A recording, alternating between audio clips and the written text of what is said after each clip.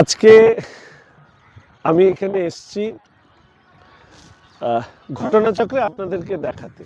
এটা কারো বিরুদ্ধে অভিযোগ, প্রশাসন, জনগণ, পরিবেশ প্রেমী না, একটা বিষয় প্রশাসনের দৃষ্টি আকর্ষণ করছি, জনগণের দৃষ্টি আকর্ষণ করছি এবং তার সাথে সাথে যারা পরিবেশবিদ তাদের দৃষ্টি আকর্ষণ করি।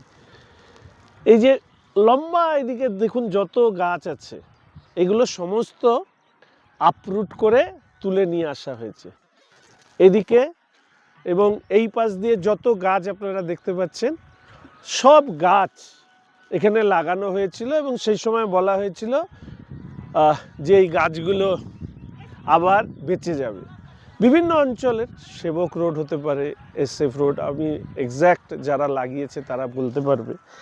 কিন্তু অবৈজ্ঞানিকভাবে গাছ যদি লাগানো হয় তাহলে তার পরিণতি কি হতে পারে, এই ছবিটা মনে হয় তার উদাহরণ। দেখুন প্রত্যেকটা মনে হচ্ছে এক একটা কি কঙ্কাল দাঁড়িয়ে আছে চারিদিকে।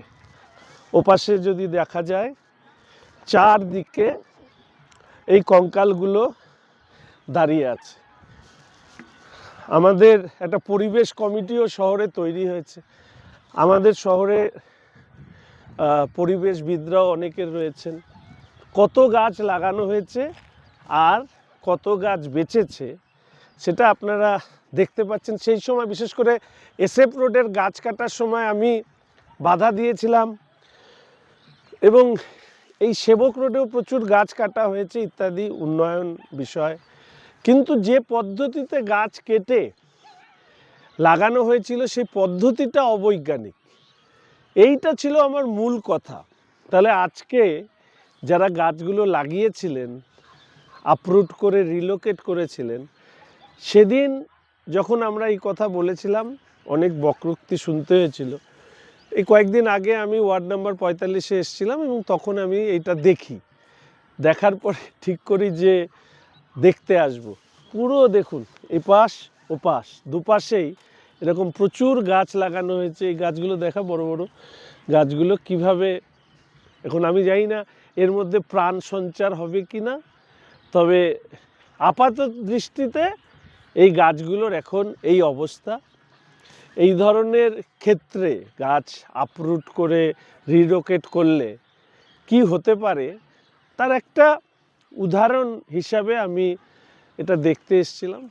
পরিবেশ ভালোবাসি, ফলে সেই হিসাবে পরিবেশবিদরা আছেন, প্রশাসন আছেন, ফলে তারা নিশ্চিতভাবে এই নিয়ে ভাববেন। তবে সত্যটা সত্যই হয়, সে যেই বলুক না কেন।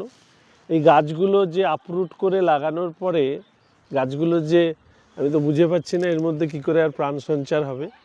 তবে এই পরিণতি বা এই দশাটা মানুষের কাছে তুলে ধরা দরকার ছিল বলে আমি আসলাম। এবং আমি বরাবরই বিভিন্ন জায়গায় বলেছি, গাছ যতদূর সম্ভব বাঁচিয়ে আমাদের উন্নয়নের কাজ করতে হবে। আমিও নিশ্চিতভাবে অংশ হিসাবে প্রশাসনের, সেটা কোনো না কোনো সময় সরকারি দলে থাকি, বিরোধী দলে থাকি, এই বিষয়টি নিয়ে প্রত্যেকের কাছেই আমার আবেদন থাকে যে এই বিষয়টি যাতে গুরুত্ব দেওয়া হয়। সেই কারণেই আজকে আমার এখানে আসা। ব্যাস এতটুকুই আমার বলার ছিল। সবাইকে ধন্যবাদ।